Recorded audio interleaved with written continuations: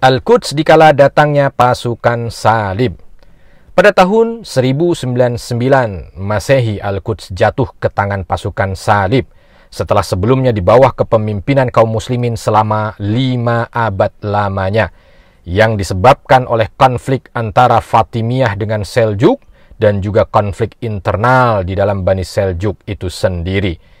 Dan setelah pasukan salib itu memasuki Al-Quds, sedikitnya 70.000 nyawa kaum muslimin terenggut dan mereka menginjak-injak kesucian Masjidil Aqsa dan umat Islam. Sejak saat itu mereka mendirikan kerajaan Kristen yang dipimpin oleh seorang raja Katolik yang mewajibkan untuk memberlakukan ajaran-ajaran Kristen Katolik pada penganut Kristen Ortodok, yang akhirnya itu menyebabkan kemarahan pada orang-orang Kristen Ortodok. Masa keislaman kedua. Pada tahun 1187 Masehi, Salahuddin Al-Ayyubi dapat merebut kembali Al-Quds dari genggaman tentara salib setelah Perang Hittin. Beliau lalu menurunkan salib yang ada di atas Qubbatus Sakhra dan memfokuskan perhatiannya kepada perbaikan dan pembangunan segala fasilitas yang ada di dalam kota tersebut. Pasukan salib kembali berhasil merebut Al-Quds setelah kematian Salahuddin Al-Ayyubi di bawah kepemimpinan Raja Fredrik dari Sisilia, dan berada di bawah kekuasaan kaum salib sampai dengan 11 tahun lamanya, yang akhirnya kembali Al-Quds direbut oleh kaum muslimin di bawah kepemimpinan Al-Malik Saleh Najmuddin Ayyub pada tahun 1244 Masehi. Dinasti Mamalik. Al-Quds menghadapi serangan dari pasukan Mongol pada tahun 1243 Masehi. Akan tetapi, Mamalik berhasil mengalahkannya di bawah komando Saifuddin Qutuz dan Zahir Baibars di peperangan Ainun Jalut yang terjadi pada tahun 1259 Masehi. Kemudian menggabungkan Palestina dan Al-Quds yang juga termasuk di dalamnya ke dalam kekuasaan besar dinasti Mamalik yang kala itu menguasai Mesir dan Syam setelah dinasti Ayyubiyah pada tahun 1252 Masehi gugur. Dinasti Utsmani. Pasukan perang Utsmani yang dikomandoi oleh Sultan Salim I memasuki Al-Quds setelah peperangan Marj Dabik pada tahun 1516. Peperangan Marj Dabik ini terjadi antara tentara Utsmani melawan tentara Mesir, dan setelah itu Al-Quds menjadi daerah kekuasaan dinasti Utsmani.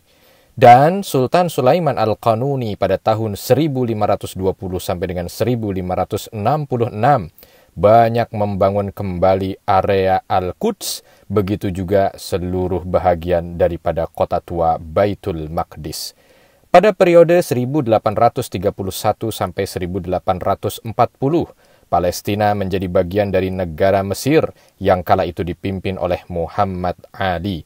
Kemudian kembali lagi di bawah kepemimpinan Utsmani, dan pada tahun 1880 Utsmani membentuk pemerintahan bagi Al-Quds.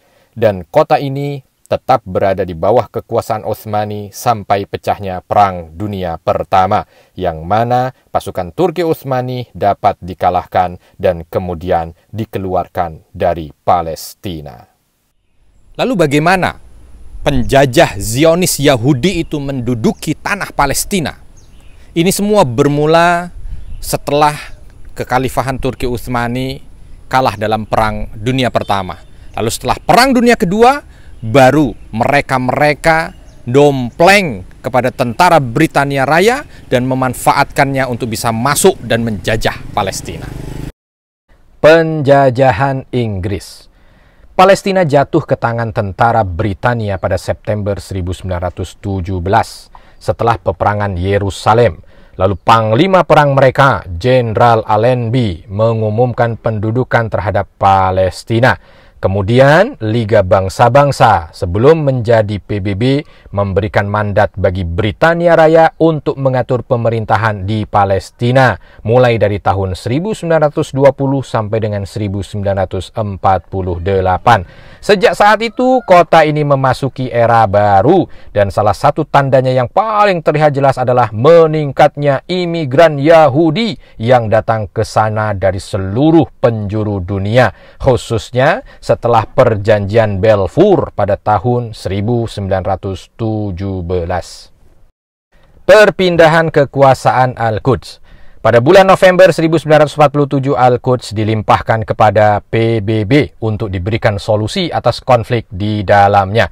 Dan pada tahun 1948, Inggris menarik semua kekuatan militernya dan mengakhiri pendudukannya atas Palestina. Bersamaan dengan itu, Zionis menyusup ke Palestina di saat mereka sedang mengalami kekosongan di sisi politik dan militer, serta memproklamirkan negara Israel.